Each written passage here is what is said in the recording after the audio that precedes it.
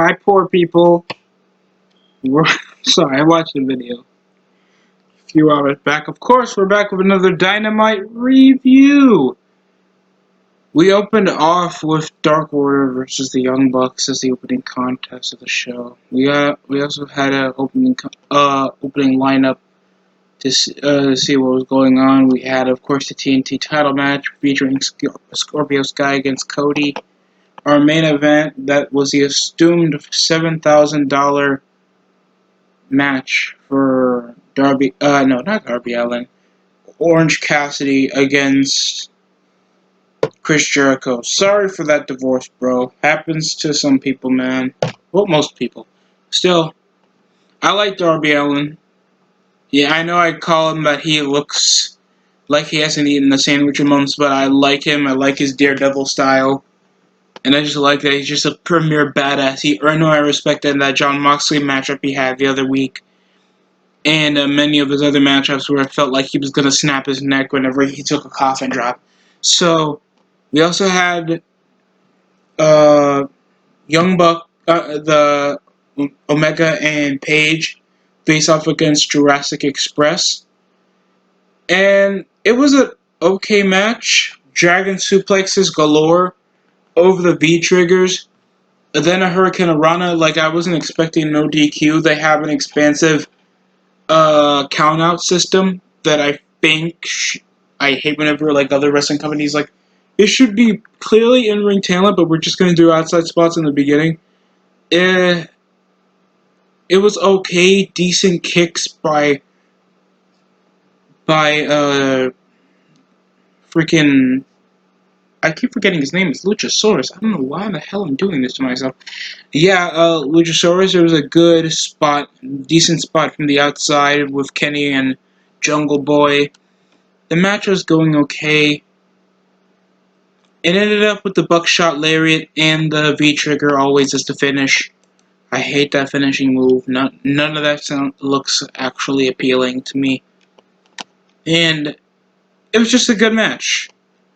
Okay match. It's just we always have two tag team matches, and it's like, I don't mind it. I feel like if you're at least trying to hype up the equivalent of the tag team match, you should have an opener and the end. Or do something in between. Like, we have so much talent. And the most we do is release Jimmy Havoc? Are you guys freaking insane? Oh, boy. There's also another female who got released. I know there had to be some cost cutting, and AEW has barely done any of that. They got somebody like Austin Gunn, Billy Gunn's little prepubescent child, that looks like if John Silver and Shorty G had a child. And just look completely awkward. I don't even know why they're there for it already. Bland tag division, that the only best ones are like Bland FTR, SCU, that's barely on TV now other than Kazarian. That was there, I think, in the TNT title match. And Christopher Daniels, I haven't seen him. I think he's suffering for something. Probably I don't think he tested positive for COVID or something. Probably some other stuff. And Scorpio Sky just continuously loses on Dynamite, so yeah, he had this thing that he knocked the door down in his entrance against Cody for the TNT Championship. And over all that stuff, when Eddie Kingston won, he's officially on the main roster. Jesus, my head's about to hurt. We also had MKS's other address, also forcing the always so funny quip with him trying to force that young lady to smile. Just saying that he's not that they're not their champion. Probably this would work with a live crowd. I like MJF. I always feel like he has the right material. And it's decent that he's finally trying to force a feud with Moxley. Obviously, constantly taunting him over his match with Darby Allin and taking his belt out. Moxley did come after MJF was just mocking most of the opponents he already faced, telling them they had to lay down for him. And ended up with Paradigm shift. Moxley came out of nowhere, and then calling out MJF afterwards and saying this is beyond what he deserves. I just want to see the match, in my opinion. Moxley, I don't mind Moxley over all these years. I thought Dean Ambrose on the semblance that he looked like a skinny crackhead holding on to the WWE Championship, and the only semblance that he was over is that he was not Roman Reigns. And people, like, from 2015 to 2017, people freaking despise Roman Reigns. People were gonna gel up to him when he was IC champion, finally trying to warm up in the mid card, then building himself over to the top. But I think what won him over is he had to get freaking cancer to win the love of the fans, even though it's not technically his fault that he got his top in the business that he did. So that's pretty much it over the MJF segment. We also had, of course, Scorpio Sky versus Cody for the TNT Championship. And guess what? I think the TNT title is finally complete. It still has a bit of silver in there, but it has some gold detail. I think it looks a bit more crisper. It actually looks like a more important belt. I hate whenever belts have just an entirely red strap. It just feels like a jobber belt. It doesn't feel like a pristine mid-card championship. I don't mind red detailing on the belt, but the belt looks fine. I guess. It looks fine. Yeah, Scorpio Sky faced off against Cody, and he had the knock the doors down thing. The match was okay. I don't care. Cody's matches don't tell a story. It's like doing the same thing Rollins and John Cena did. And I don't hate John Cena. I don't hate Rollins. I despise Cody. Because he has the semblance to think that he can just make it prestigious just by ripping off other concepts. And he still wants to perceive himself as the top babyface in the company while holding on to a mid-card title. And he's showing off younger guys just a semblance to make him look good. And you're just beating up jobbers. Like, the only person to actually have like a reasonable show on television is Darby Allin.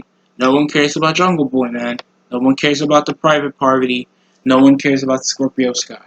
The match obviously ends in a crossroads. Some counters, some decent rollouts off Scorpio Sky. There's some decent sequences over to the corner. And of course these guys spill out with just striking. A decent miss. He slipped out of the hip toss. And we just saw Kazarian just randomly sitting there looking like he's about to spit on someone's face. The match ended as obvious as it could be, keeping Cody strong. And then it had Brody Lee hoisting the prototype version of the TNT Championship and getting a title match come August 22nd because of the NBA playoffs. So if you want to see why, because they got to rush it out over the 2020 season, it's pretty complicated. It makes sense why they would rush it out for the weekend. Yes, it's going to be on a Saturday.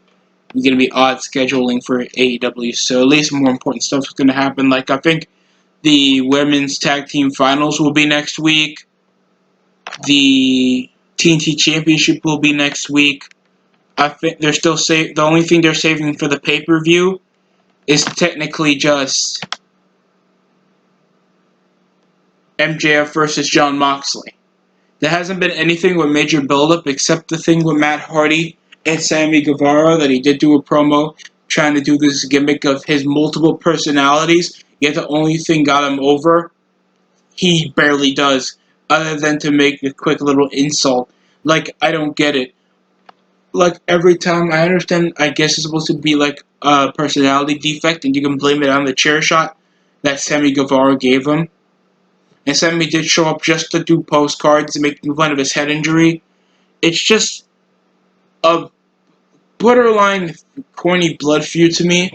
I feel like this should be enough to like make Sammy feel like legitimate, Because by now, the Inner Circle, I guess, isn't it? I don't care in the glimpse of it breaking up, because you make a faction and it just revolves around Chris Jericho, and it's literally Jericho and nobody else feeling like they're getting away. You have freaking Santana and Ortiz just destroying personal goods to make a feud with the jobber tag team, not the world tag team champions. You have Sammy Guevara feuding with a man with literal head trauma, head issues. And Jake Hager, that you forcefully make him a legitimate Bellator fighter. Amateur wrestling champion, a legitimate guy who's making it to the big time, always playing second fiddle, and he barely has much to say in promos unless Jericho's finished talking. It's so crap. Nobody revolves around it, and nobody else has more enticing or quotable things to say about in the Inner Circle. I literally only put Inner Circle shit in my anything is because of Chris Jericho. And yes, I understand that's the reason for the faction, but it just feels so bland. Like, at least Evolution, everybody benefited of Evolution. Ric Flair felt like himself again. Randy Orton was developing into a top wrestler. Batista was getting to a top wrestler. Don't you dare blame Triple H that he didn't elevate anybody. And Triple H was a top guy, still a top guy in the faction. That's how a faction works, and it revolved around everything. Everybody showed their strengths, weaknesses, and they had a true meeting over to the group. Jericho literally had this faction just for random bodies. Like, why would a bunch of guys that look like they're in their early 30s, Sammy Guevara, that's what is he, 23? Like, most of these young men roll up to the faction, and they're not even looking for a reason. Most of them didn't even hold a belt. And it's been nearly a year since these guys existed. Really? It's just dumb. It's just dumb in my opinion. Sorry about the quick little side rant. Next up, we had Hikaru Shida against Heather Monroe. I don't know what's gonna happen afterwards in the squash match. It's a squash match, man. You have these people that nobody knows, and you just see her face off against a champion instead of a multi-women match to see who will be the number one contender. Because for a majority of what's been going on, it's just been revolving around the tournament. Then that's about it. Hikaru Shida won this with her little fake Kinshasa. She picked up her dumb little kendo stick that she takes it like she's freaking the Sandman. Yet she's a short Japanese woman. That's the only menacing arsenal that she's using. Wow. That's enticing. I want to like the women's division. I find Awesome Kong should be more featured to get the younger women something to do. You get Ariane, Diamante, Ivelisse, and if we have no other legitimate women other than Britt Baker that we refuse to try to get in more major TV time for no reason because she cuts promos and she cuts well done promos at times. I like Britt Baker.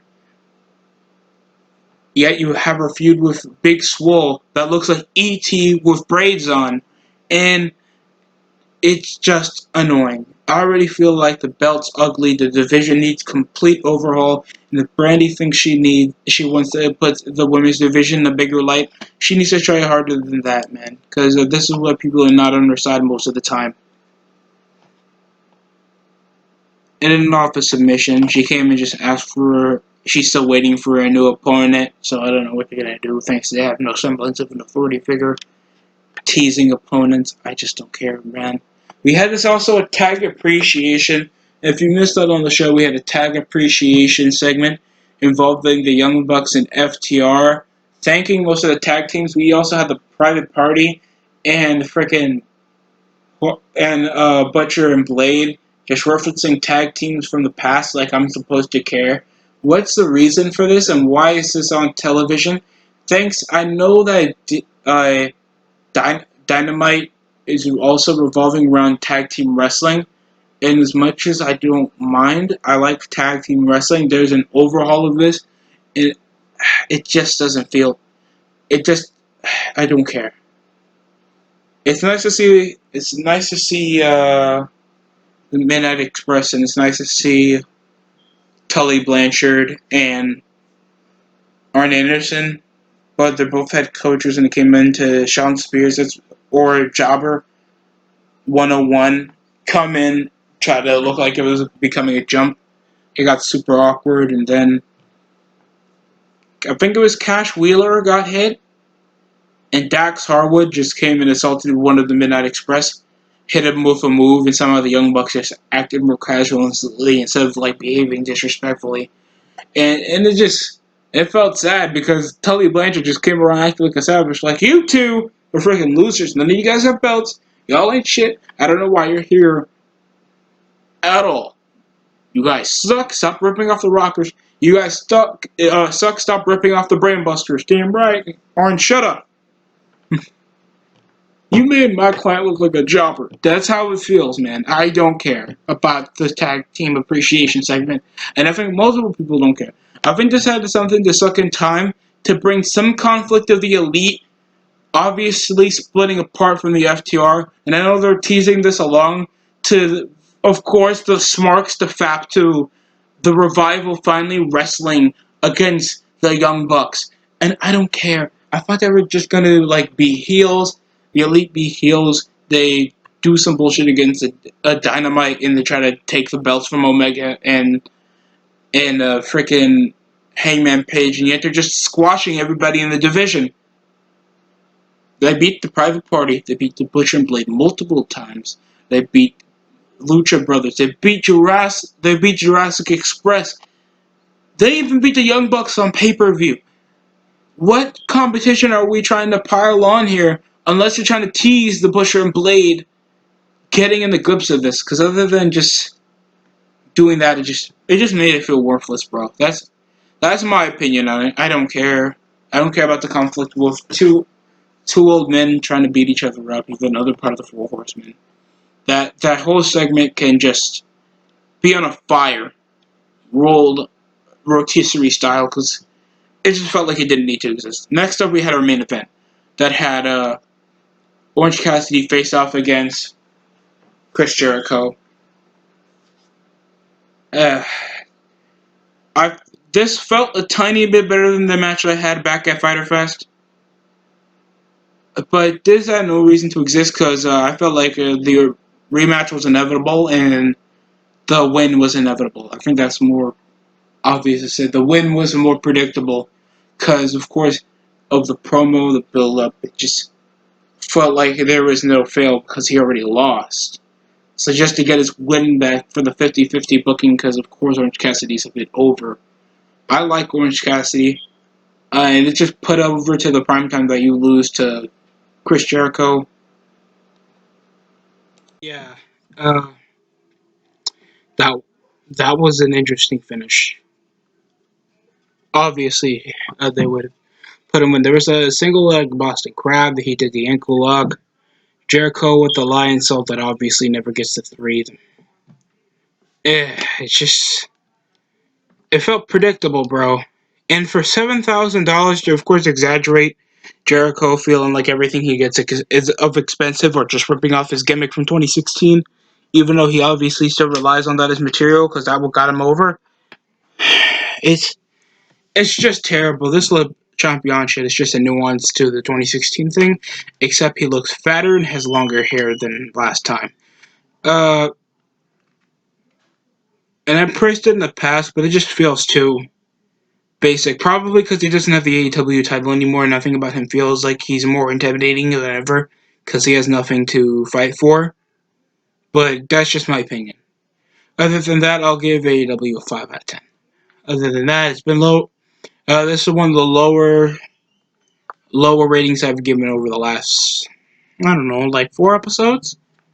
And they've been pretty decent. AEW has been more watchable than SmackDown. And I'm only comparing it to SmackDown because I was watching Wednesday show on prime time, and SmackDown is another 2-hour show that a lot of people at least watch.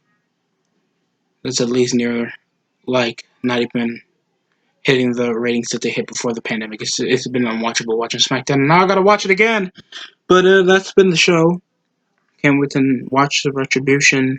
Probably lift the toilet seat up for the female bathroom. That's about it. Thanks for watching, folks. Hope you guys try to join into the channel, help me grow. I would love the support. I'll be ever so grateful. That's it for me.